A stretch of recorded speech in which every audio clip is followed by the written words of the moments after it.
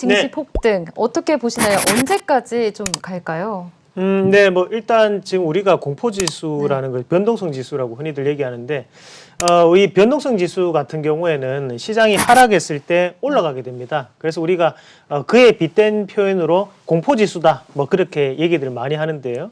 그냥 평소 때 이제 이 공포지수 자체가 얼마 정도에 분포하고 있냐면 한 10에서 한 20 정도 그 정도에 이제 분포를 하고 있고 현재 얼마냐면 이제 전일 같은 경우에 이제 82.69까지 올라가는 모습이었고 우리가 그 2008년도 8월 달에 그때 한번 최고가가 86 정도가 나타났었거든요. 그러니까 그만큼에 대한 분위기가 현재 나타났고 대신 종가상으로는 신고가를 이제 경신하는 그런 모습을 나타냈다. 뭐 그렇게 보시면 되겠습니다.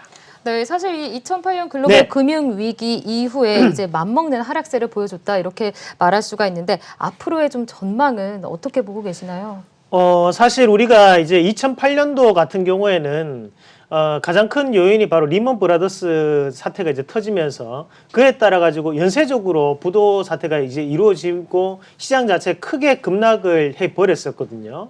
하지만 지금 같은 경우에는 일종의 전염병 관련된 이슈로 인해 가지고 시장 자체에 돌발적인 악재가 붙어버렸다는 거죠. 하지만 지금 상황에서 우리가 조금 더 눈여겨봐야 되는 것이 언론에 표면적으로 나타나는 것은 일종의 전염병 관련했던 부분 자체가 지금 주가에 대한 악재로 영향을 주는 것처럼 보이지만 그 내면에 또 숨겨져 있는 이유는 반드시 있을 겁니다. 그것이 아니고서야 시장이 이렇게 빠질 리가 없다는 거죠. 그럼 앞에서 우리가 2008년도 같은 경우에 고가 대비 저가가 약 1200포인트 정도 하락을 했고 이번에 지금 사태로는 약 1000포인트 정도가 지금 하락을 했거든요. 그러니까 그 내면적인 부분을 한 번 더 판단을 해본다면 우선은 첫 번째로 봐야 되는 것이 바로 유럽에 대한 디플레이션이 현재 나타나고 있는 것이 아닌가라고 추정을 좀 해볼 수 있겠습니다.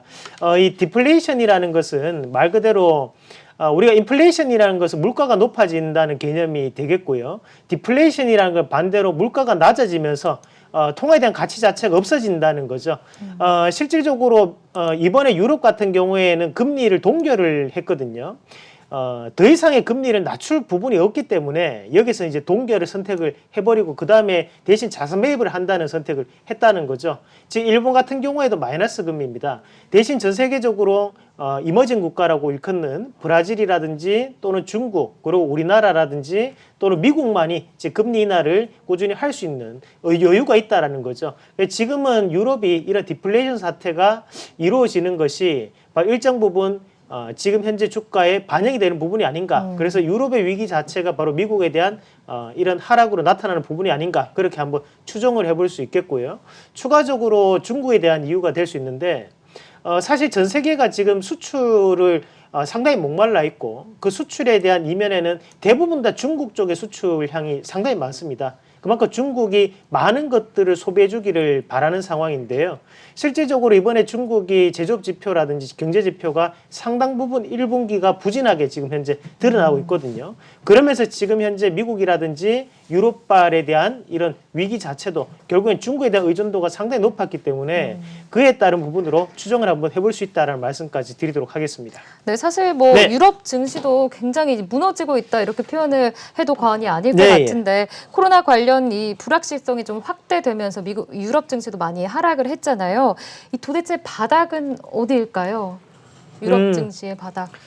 네, 뭐 일단 우리가 주가가 항상 빠질 때마다 사실 이 바닥이라는 개념 자체를 잡기 위해서 노력하지만 바닥이 하루 만에 이제 딱 짚고 이렇게 올라오지는 않습니다. 그렇죠. 사실 네.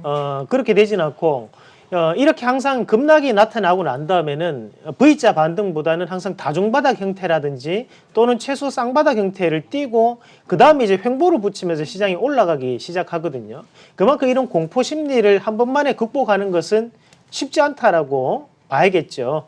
그럼 현재 지금 우리나라 같은 경우에는 이 코로나 사태가 벌어지고 난 다음에 약 3개월 차로 넘어가는 과정인 거고요. 중국 같은 경우에 이제 3개월이 지났죠. 그러면 중국과 우리나라를 봤을 때 한 3개월 정도가 돼줘야지만 시장이 어느 정도 안정화를 찾아간다는 것을 우리가 볼 수 있고 결국에는 지금 유럽이라든지 미국 같은 경우에는 이번 달이 이제 첫 번째 달이 되는 거거든요. 그럼 앞으로 2달 정도에 대한 또다시 한 번 더 불확실성이 여전히 존재하고 있다라고 봐야 되는데 대신에 이 하락 자체는 제한적일 것이다 라는 부분으로 해석을 할 필요가 있습니다. 왜냐하면 이미 중국에 대한 부분으로 인해서 시장에 일정 부분 반영이 된 부분이 나타나고 있고, 지금 현재 이 유럽 같은 경우에는 결국에는 추세적으로 이끄는 선진국 증시라고 보기에는 좀 힘든 상황이거든요. 그런 부분 봤을 때 하방에 대한 경직성은 제한될 여지가 높지 않겠나라는 말씀까지 드리면서, 사실 우리가 지금까지 전염병 관련해 가지고 앞에서 뭐 메르스도 있었고, 그렇죠. 또는 사스도 있었고 신종플루도 있었습니다. 맞아요. 하지만 그에 따른 부분과 지금 코로나는 조금 다른 것이 어떻게 다른가요? 뭐 일단 코로나 같은 경우에는 중국에 대한 의존도가 상당히 높다는 거죠. 실질적으로 신종플루라든지 아니면 사스가 터져서 2003년도거든요. 네. 그러면 그때는 중국이 이만큼 크기 전이고, 네. 지금 중국이 상당히 많이 컸지 않습니까? 뭐 우리보다 좀 더 커지는 그런 부분이었는데, 그 부분 자체를 감안한다면 경제적인 여파가 그만큼 크게 나타나는 부분이 예전에 대한 독감과 좀 다르다라고 볼 수 있겠습니다. 그렇다면 또 국내 기업의 1분기 실적도 좀 알아보고 가야 될 것 같아요. 사실 1분기 실적 전망이 좋지 않을 것 같은데 어떻게 좀 보고 계시나요? 네, 뭐 굴뚝 있는 사업은 잘 안 된다고 봐야겠죠. 그만큼 우리가 사실 이 메르스 사태가 2015년도에 터졌거든요. 네. 그때 한창 얘기 나왔던 것이 이제 탈제조업 시대로 들어간다라는 얘기를 많이 했었습니다. 말 그대로 지금도 마찬가지로 이런 코로나 사태가 터지고 난 다음에 탈제조업 시대에 대한 가속화가 진행될 여지가 상당히 높다라는 거죠. 결국에는 삼성전자 같은 경우에 이런 IT 종목군들 같은 경우에도 대부분의 이제 부품들을 공급하는 곳이 베트남이라든지 중국입니다. 그런 베트남이나 중국 같은 경우도 지금 상당한 확진자가 지금 드러나고 있는 상황이고, 거기에 따라서 가동률이 상당히 낮아진 상황이거든요. 그 부분 자체를 감안한다면 1분기에 과연 긍정적인 실적을 발표할 수 있을까? 그건 조금 어렵다고 봐야겠죠. 대신에 지금 시장에 대한 하락 자체는 바로 이런 1분기 실적에 대한 악화 가능성을 미리 선반영하는 그런 단계이기 때문에, 우리가 지금은 하방 경직성을 좀 더 지켜보신다면 충분히 저가 매수를 동참할 수 있는 기회는 반드시 온다라는 말씀까지 드리도록 하겠습니다. 네, 이제 국내 기업의 1분기 실적 전망에 대해서 또 이야기를 나눠봤는데, 그렇다면 이 국내 네. 증시 또 알아봐야 될 것 같거든요. 우리 국내 증시의 향후 전망은 좀 어떻게 지켜보고 계시나요? 뭐 일단은 지금 현재 포인트로 봤을 때 국내 증시 같은 경우에는 하락할 만큼 좀 하락했다라고 좀 보는 저는 상황이고요. 실질적으로 앞서서도 얘기를 했지만 미국에 대한 리먼 브라더스가 터졌을 때 1200포인트 빠졌습니다. 근데 이번에 1000포인트 빠졌거든요. 그러면 지금은 미국의 직접적인 타격은 아니라는 거죠. 그 부분에서 감안했을 때 1000포인트라는 것은 어마어마한 하락입니다. 사실 이것이 13년 만에 처음으로 오는 하락이거든요.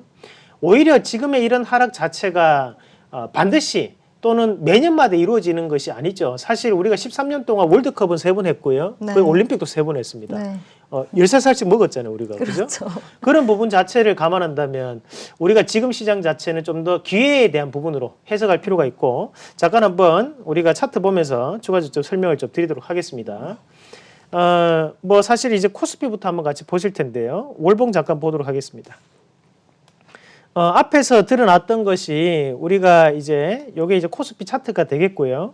그러면 실질적으로 지금 512포인트부터 시작을 해가지고 단기적으로 이 2000포인트가 올랐을 때 거기에 대한 조정 파동이 1100포인트까지 이렇게 들어왔다라고 봐야 되고, 다음에 이 1100포인트부터 시작을 해서 2600포인트가 올렸을 때 그에 따른 조정 파동 자체가 바로 1610포인트 정도가 나옵니다. 그러면 여기에서 뭐 추가적인 하락이 나타나더라도 한두 번 정도에 대한 하락, 대신에 앞서서 말씀을 드렸지만 여기가 저가 권역이라고 하더라도 이것이 V자 반등은 어렵다고 봐야 되거든요. 왜냐하면 지금의 노출된 악재가 지속적인 악재로 나타날 수 있는 여지가 있기 때문에, 그냥 지금 자리부터는 1700포인트 밑으로는 우리가 좀 더 추가적인 매수라든지 또는 신규적인 매수를 통해 가지고 가격 단가를 낮추시거나 초우량주를 좀 더 저렴한 가격에서 담을 수 있는 그런 기회로 보시는 건 어떨까라는 말씀까지 함께 드리고 싶습니다. 그리고 지금 포인트 자체를 봤을 때 우리가 한 번만에 이 종목을 가지고 쫙 100% 산다, 이런 선택과 집중보다는 오늘 만약에 10을 산다면 내일 또 20을 사고 그 다음 날은 30을 살 수 있는 분할 매수 관점 자체로 대응을 하신 전략이 가장 필요하시고요. 이럴 때일수록 하락장이기 때문에 올라가는 종목에 대한 추격 매수보다는 빠지는 종목에 대해서 밑에 가격을 걸어 놓으시는 전략이 상당히 필요한 시점이라는 말씀까지 드리면서 시장이 이렇게 빠졌을 때 항상 보면 1100포인트까지 간다. 또 800포인트까지 간다라는 말씀을 하시는 분들도 많으세요. 네. 그런데 그런 분들은 또 800포인트 가면 600포인트 간다 하시거든요. 네. 그런 분들은 절대로 안 삽니다. 음. 그냥 빠지는 것 자체에 대한 말하는 것을 즐기시는 거고, 대신에 이런 시장에서 돈을 버실 수 있는 분들은 이런 하락이 나타났을 때 이 13년 만의 하락이라는 것을 다시 한 번 더 느끼시면서 저가에서 좀 더 강직하게 분할 매수 관점으로 자기의 기준을 지키시는 분들이었다는 거죠. 그 부분 자체를 감안한다면 지금은 우리가 객관적인 기준을 가지고 시장을 냉정하게 바라본다면 지금 자리는 충분히 매수에 대한 긍정적인 메리트가 있는 자리다라는 말씀까지 드리도록 하겠습니다. 네, 국내 증시 향후 전망과 또 전략 잠깐 또 네. 말씀을 해주셨는데 국내 증시 사실 오늘도 코스피 2% 넘게 이제 낙폭을 했단 말이에요. 그러면 이번 주 대응 전략은 어떻게 될까요? 네, 앞서 말씀드렸지만 우리가 이 지금 1,700포인트 밑으로는 네. 우량주 관점에서는 긍정적으로 보셔야 되는 것 같고요. 그리고 지금 시장에서 한 번 더 생각을 해보셔야 되는 것은 이 코스피보다는 또 상대적 코스닥 종목군들이 반등이 좀 많이 나타나거든요.